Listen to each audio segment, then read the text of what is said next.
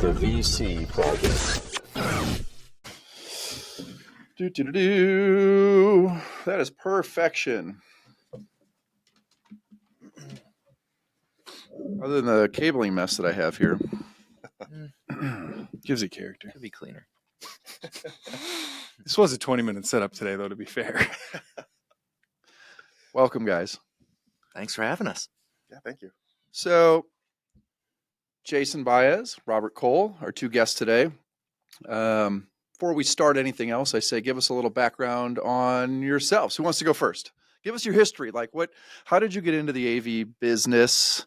What'd you do before? What led you to where you are now? Yeah. Okay. I'll start. So out of college, I was in staffing and recruiting.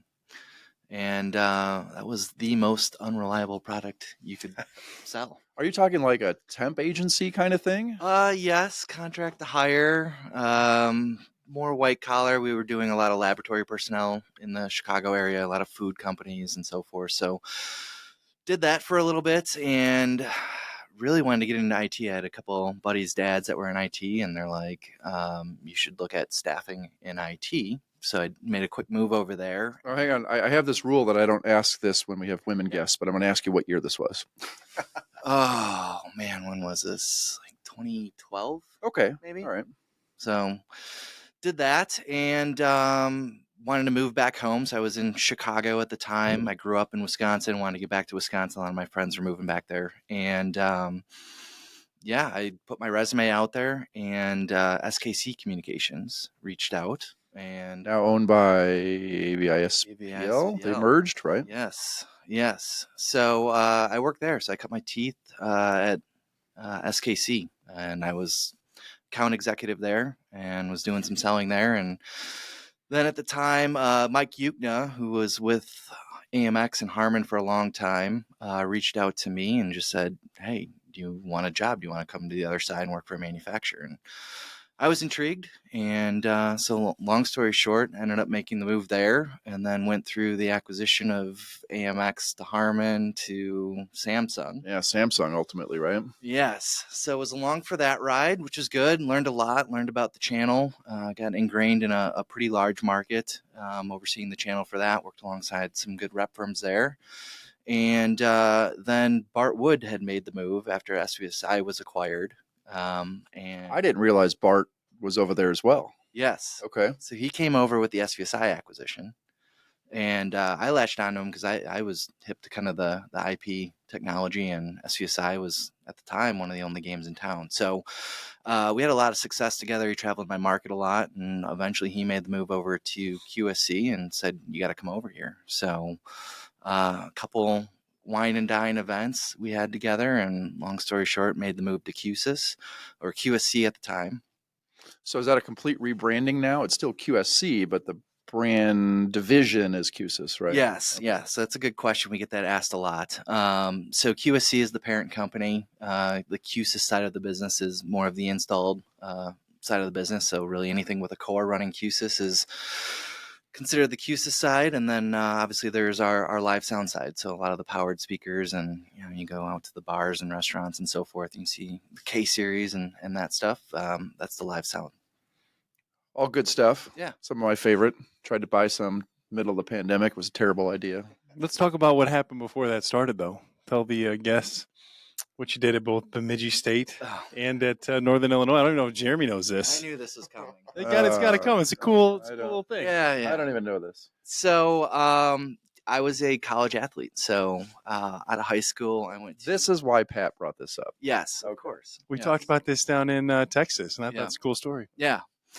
So I went to a Division II school in Minnesota and played football there on scholarship. I was a punter. So... Okay. Yeah. I did not know that about you. I did that. You guys watch Fargo?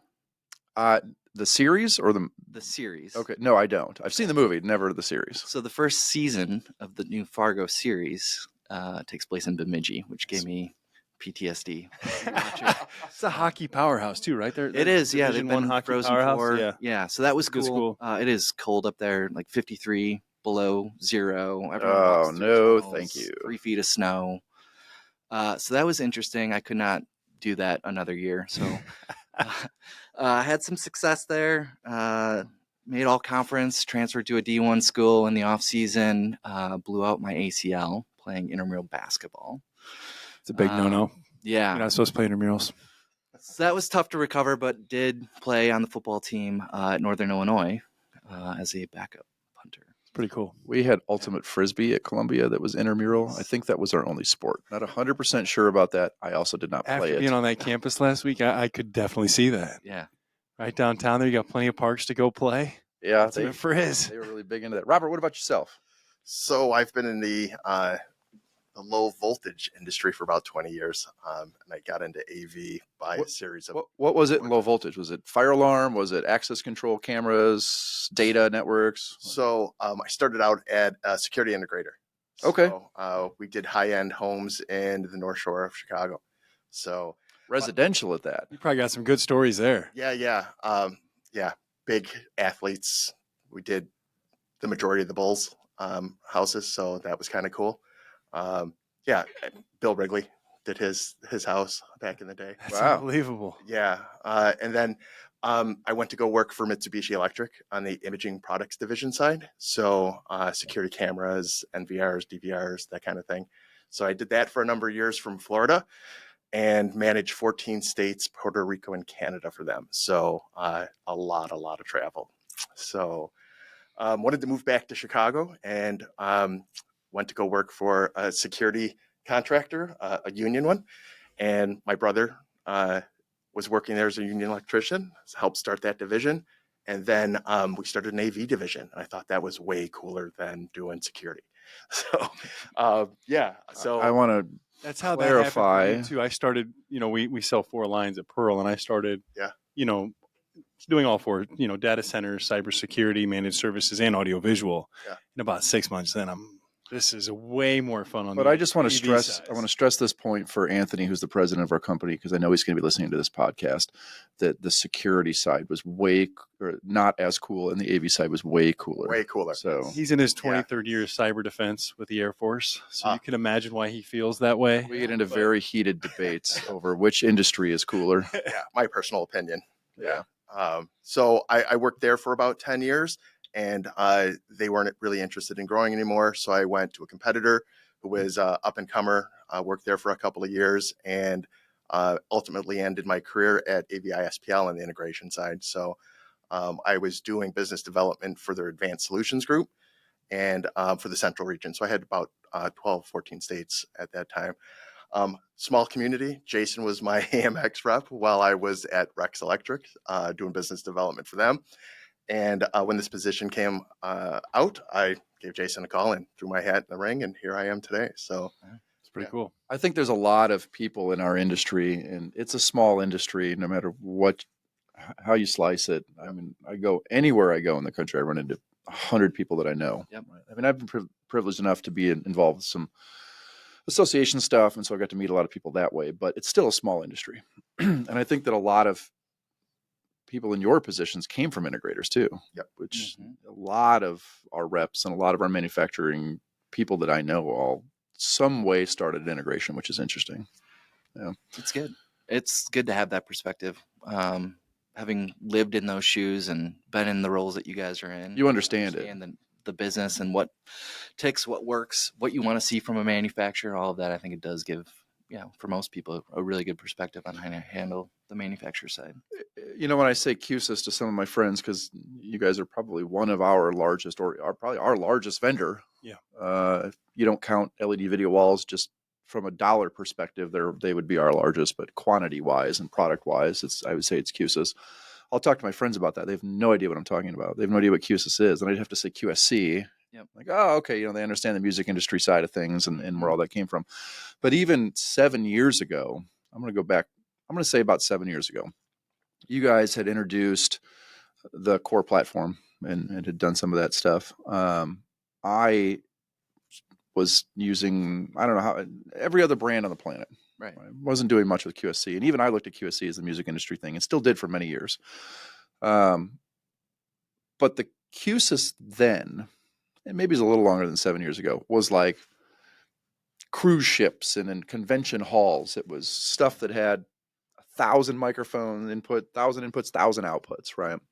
It didn't scale down to what the average integrator or consumer would use. And then you came out with the Core one.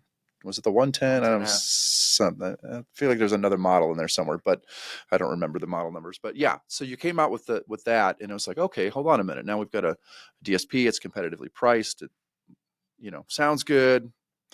My biggest complaint to this day, having been BSS, Biamp, all these other DSP manufacturers, is on the Matrix mixer, your inputs and outputs are reversed of every other DSP on the planet. And as a DSP programmer, that drove me absolutely mad. Yeah. Used to it now, it's fine, but drove me mad back in the day. And but I'll tell you what, I was fortunate enough to go out to Boulder, where the Q-SYS. You guys are still based in Boulder for Q-SYS, correct? Or no, the headquarters is in Costa Mesa.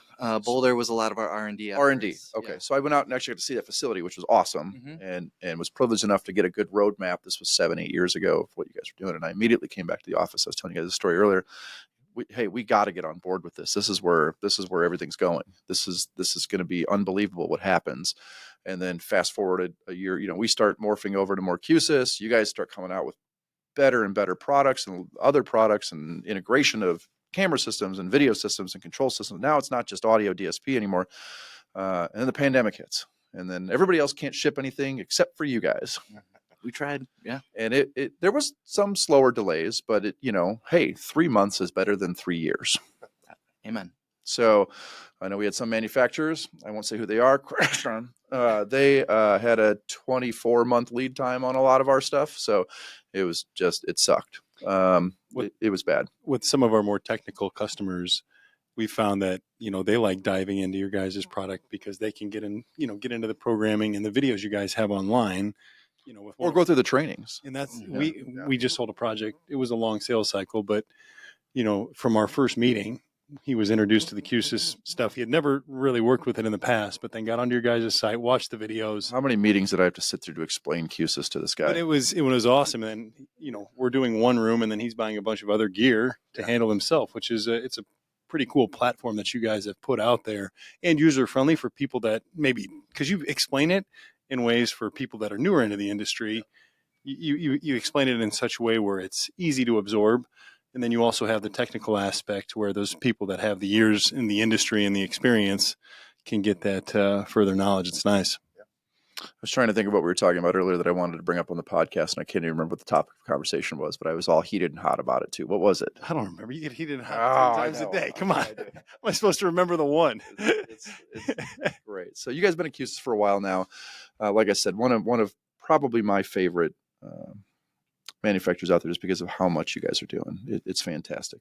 Tell us a little bit. Okay, so for anybody who's listening, QSYS in general, I know I touched on it a little bit. We're talking about started primarily digital signal processing for audio, morphed into, hey, we can now add cameras to the system, and now you can have this USB device. I can bring the camera in and the audio in over USB, so I can do Zoom calls, which was perfect when the pandemic hit, which expanded that. And then it was, hey, now we're doing video over IP. We got video switching and video transport, and scaling across the network's huge too. Scaling up and down, and 1 input, 3 input, 2 output. Whatever you wanted to do, just device after device after device. And then the NV32. You got this video matrix switcher, and then all of a sudden, pow! It's also a DSP, and boom! We got another license. It's also a control system.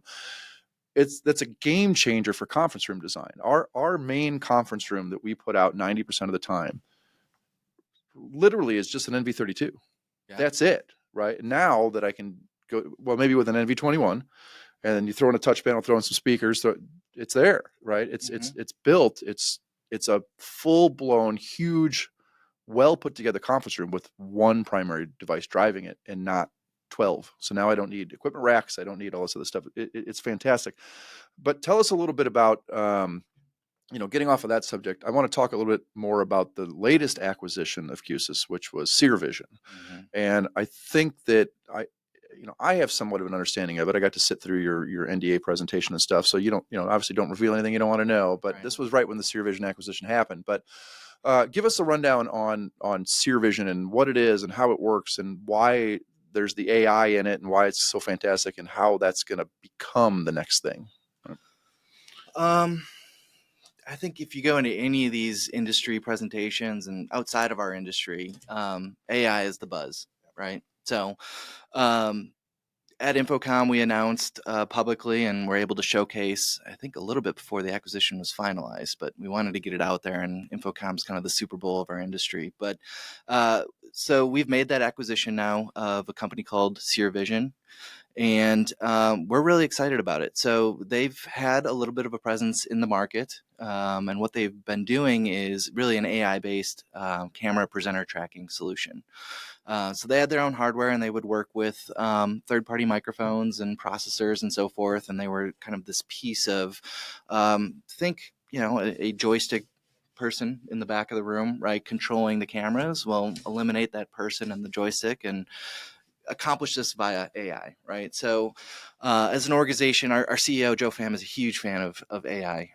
He's on threads internally in the organization. He's excited. He's passionate about it. And I think this acquisition is a, validation of, what he wants to do with this company and where he wants to take it. So Sear Vision's exciting. We have a bunch of people that we've inherited from that team, a lot of very smart people. I think there's 4 or 5 PhDs. All PhDs. Who got their PhD in artificial intelligence. So we're excited now to, put them into what we have rebranded is the Vision Suite offering. So that's existing kind of Q-SYS products with our automatic camera preset recall and some of the other things that we've been doing with cameras and processing. And now Sear Vision is a part of that. And so we're excited because this is obviously the low-hanging fruit is what they were doing really well, which is this AI kind of presenter camera tracking for auditoriums and high-impact spaces and so forth. And really being able to identify someone in a zone and track them throughout that zone very seamlessly, very smoothly. If they go to a whiteboard, there's a new trigger zone. They step into that kind of invisible zone and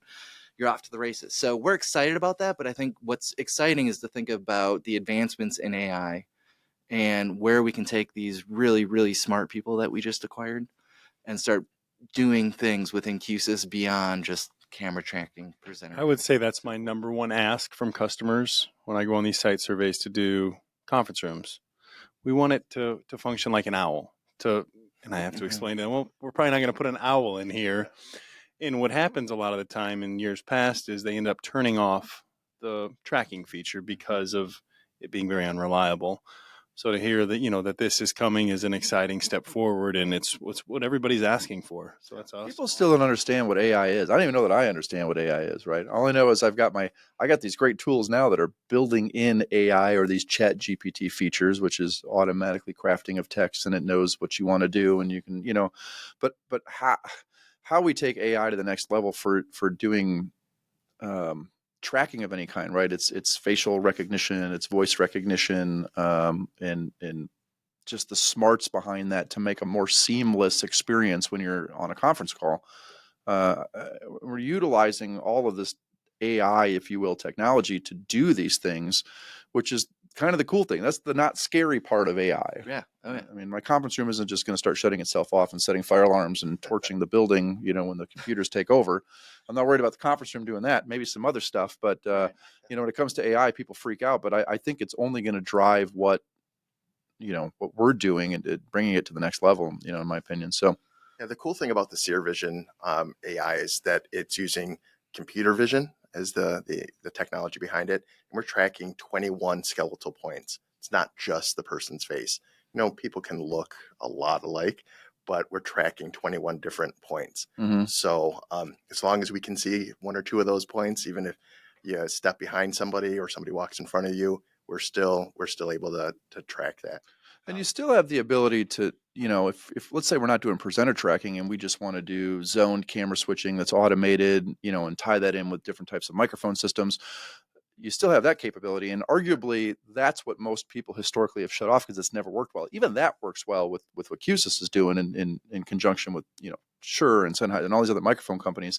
I'm really liking that, but then this just takes that to that next level, because I tell people when they want to do automated camera switching or presenter tracking, I immediately need to qualify the budget. Absolutely. It's crucial, right? The budget and expectations. Well, right, and because it's expensive to do it and do it well. Yep.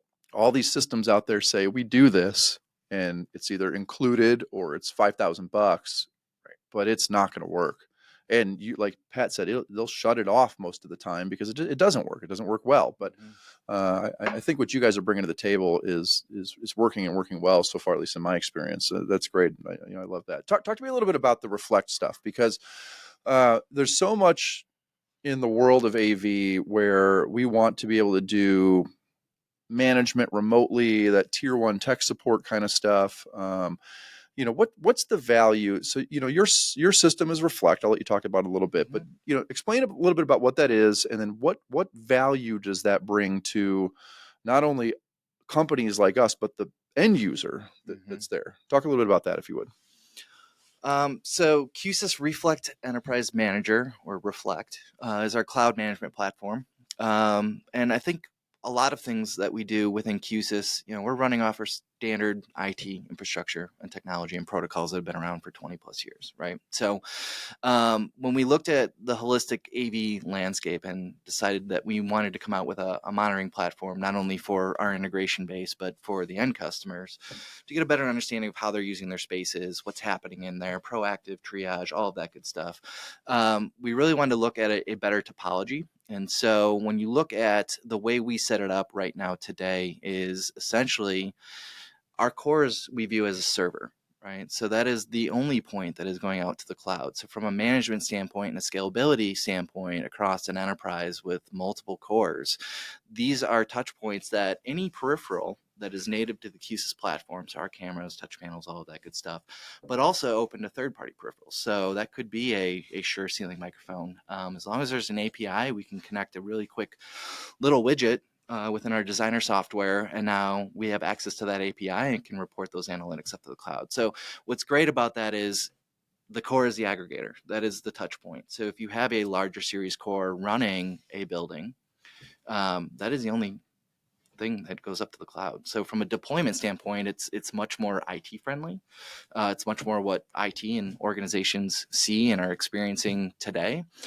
And then we want to be agnostic, right? So we'll give you a piece of glass. It's our piece of glass. It's Reflect, right? But if you want to ingest that into ServiceNow, Splunk, the organizations that are doing this on a much larger level than the AV world, you can ingest that data and create your own dashboards in that too. Well, and that's good to know, because we're using Reflect, and I love it for the clients who are using it. And but we're also looking into how do we manage other types of systems. And us at our house, we're also doing cybersecurity and MSP stuff and everything else, right? So we're trying to figure out how do we centrally manage, because Reflect is not going to talk to a cybersecurity system, and do all of that stuff, but they might use one of those other platforms. And if I can tie Reflect into that, then now it makes our life a lot easier. So we're starting to research that and getting to that. So I'm definitely going to be talking to you about that a little bit coming down the road, because we were just having a meeting about that on Tuesday.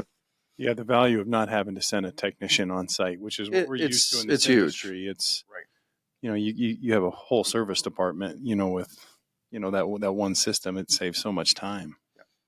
So what are some of the other benefits you see? I know that we had a great case study that we did in conjunction with you for Illinois College. Actually, I'll play it at the end of our podcast. That'll be the closeout, and we'll fade into that, and I'll play that so everybody can see it. It is one of my favorite case studies. You guys have a whole bunch of those on your website. But in their case, they're managing not only, it started as one building in 14 classrooms and then expanded across the entire campus. So now almost every classroom, at least ones that have been upgraded, are getting the Q-SYS Reflect management, which is great for their IT support. Their IT guy fixes any small service calls that he gets without even going to us, right? He only comes to us when it's something major, and we can still usually log in and fix it, which is nice. But that's definitely one benefit that I'm seeing for a campus like that. And like I said, we'll play that video at the end of the podcast here, so everybody can get an idea what that is. But what else are you seeing that used for, deployed? I mean, how is everything that Q-SYS is doing wrapping around Reflect? Right. Do you want to talk about, I guess, the value that we're seeing from end users and then our integrators? I think there's that was kind of one of the original questions, is what is the value for each of one of those buckets? Because it's two different buckets, right? It is, absolutely. Yeah, I think the biggest advantage for the integrator is not having to roll the truck every single time, or being able to push out updates and remotely. So if you needed to update the designer file, you don't need a technician running around to every single classroom or conference room. You can do that from a central location. It doesn't even have to be on campus.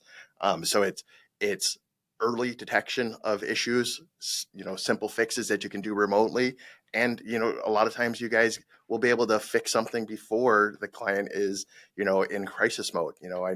This conference room wasn't going to work, and this is a big deal, and you guys can proactively go in and troubleshoot that stuff. So that's on the integration side. I think that's the biggest value add. Nice. From the last 2 years, from an outsider's perspective, it seems like it's been a whirlwind as far as growth for you guys. Is that an accurate statement? It is. So I've been with the company for 5 years. Now, Pat's only been in AV for 2 years now. 2. Right. Yeah, so Barely in over general. 2. Getting on in So- a good time. So he's seeing he's seeing it from that outside perspective. But yeah, 100%, you're right, I think. And When I came aboard, we were mostly Crestron. As far as, not mostly, but that was a lot of the stuff that I was seeing that was installed in the past, and kind of what we were.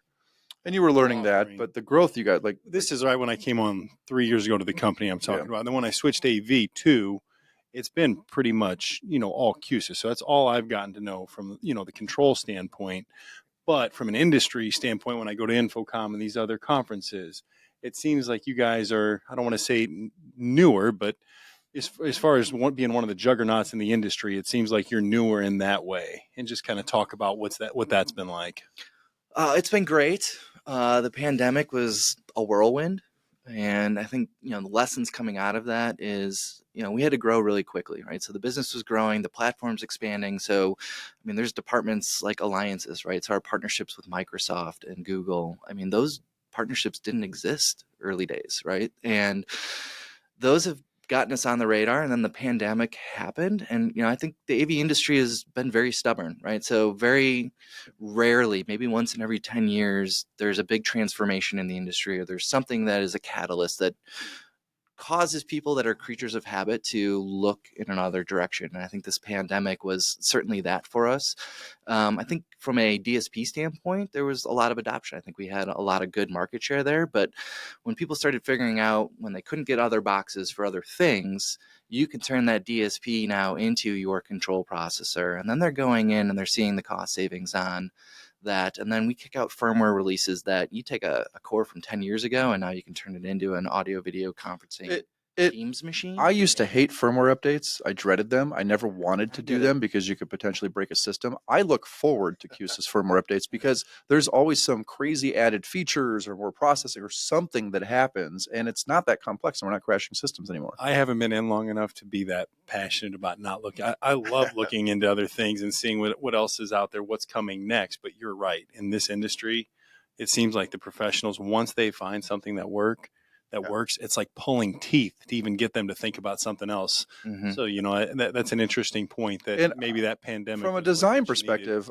I like to think of myself as one of the more forward-thinking people, but I still get into that mode where I'm very stubborn, and he'll tell you that too, because I fight him a lot. It's a on good mix stuff. because I'm like a dog. I'll chase that shiny toy all day long, and he has to reel me in. Yeah. He's usually right, but So Pat, I think the growth that we saw during the pandemic was highlight for us, but I think that was all set up by our leadership, right? They had this vision, and like you said, 7 years ago, they said, this is where we're going to go. And they drove towards that goal, and here we are. So yeah, it's really cool to see that that preparation evolution. is everything. When Yeah. that moment comes, and then it changes the landscape of the company forever. I love the idea of less points of failure. Sure. When you're integrating and one throat to choke, if you will. So if I have a tech support call, I'm not getting one manufacturer blaming another manufacturer or blaming another piece of gear or this piece of gear. I very rarely have service issues. When we do, the tech support team is fantastic at QSYS to work with. And but again, it's I can eliminate 10 boxes down to one. Yeah. So not only am I reducing things like HVAC loads and power loads for the client, it's rack space and available space within the, we used to have big equipment racks in rooms anymore. I can do a whole conference room and just stick a piece of gear under the table now. It's Right. It's that simple, a network switch in a closet and we're done. and I can remotely manage and reboot it. Like you couldn't do that 10 years ago. It was unheard of. At least on a smaller scale for the everyday 90% use case of our clients. I mean, our larger corporate clients might have stuff like that 10, 20 years ago, but the mom and pops did not. Right? It's one back to pat, not one throat to choke. That's much more positive. We All start right. off on a positive note. I'm gonna start using that one. All right. Well, I will say that only in recent years has it been more positive. In 15 years ago, it was always like, oh, what's not working now? Yeah. Yep. But I mean, that's technology. I think consumers and users have more of an understanding that technology can be finicky sometimes. Some power issues. That's a lot of our phone calls is stuff that's related to power, brownouts, just bad power conditioning. Even power over the network now. If you don't figure that out right, or you get drops, it could wreak havoc on your systems, and people are a little bit more accepting to that. Systems are now kind of more self-healing in some respect, where you might get something that happens that's outside of control of the technology, but yet the technology may go down briefly and come right back on.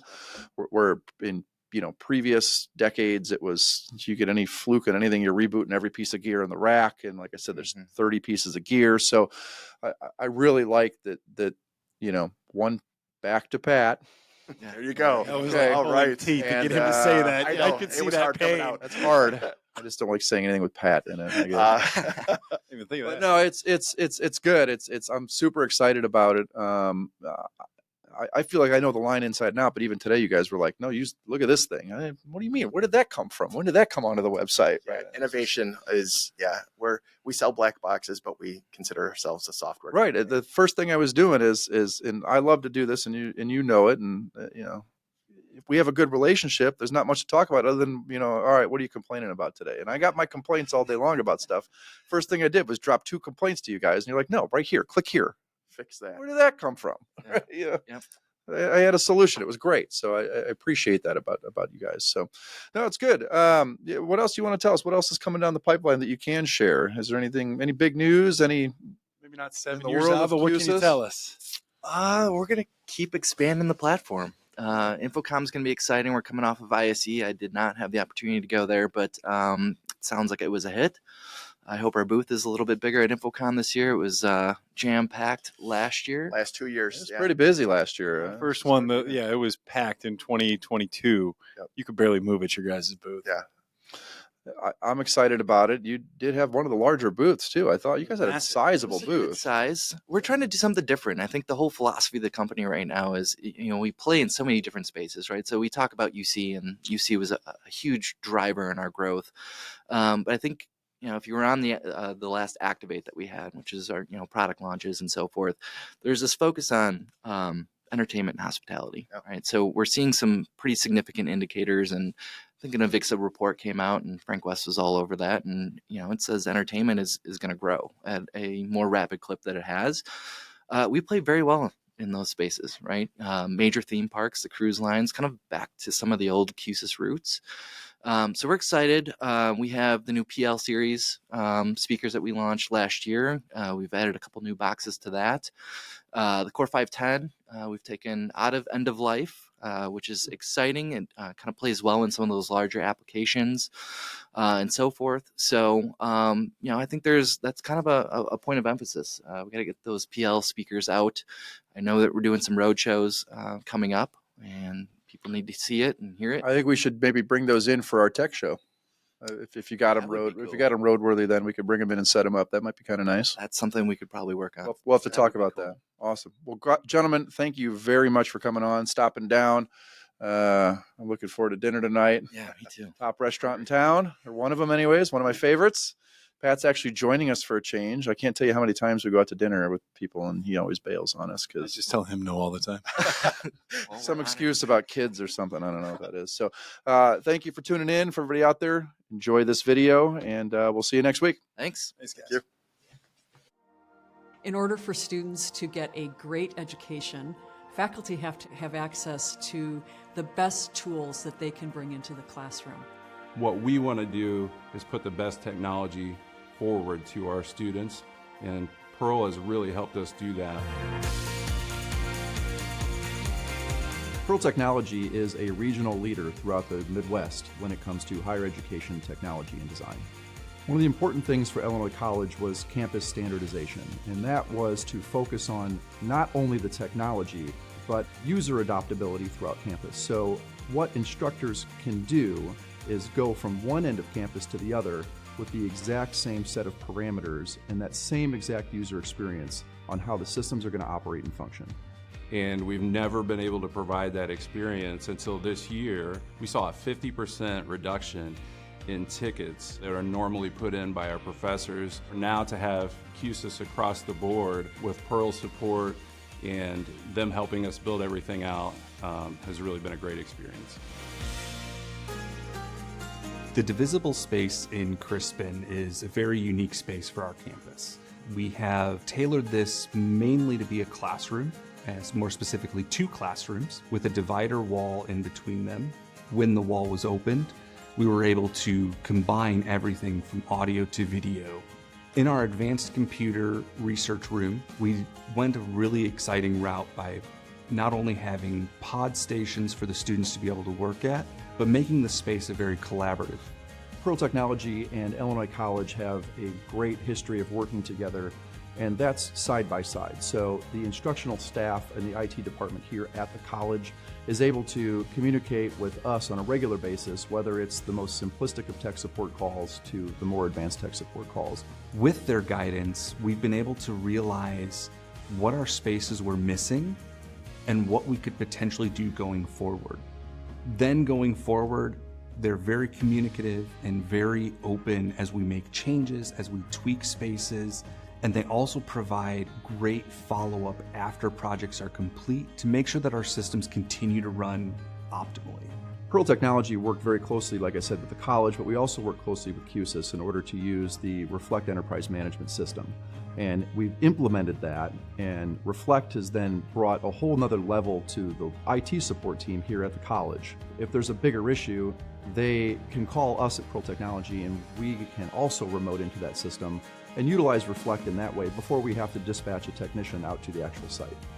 The relationship between Illinois College and Pearl Technology has grown exponentially over the years. It's been an amazing partnership for us to have found a local AV integrator that understands not only our buildings, but our institution in general. The reception at Illinois College has been great, from the teachers and the ease of use right down to the IT team with their ability to remotely support the teachers has been absolutely fantastic.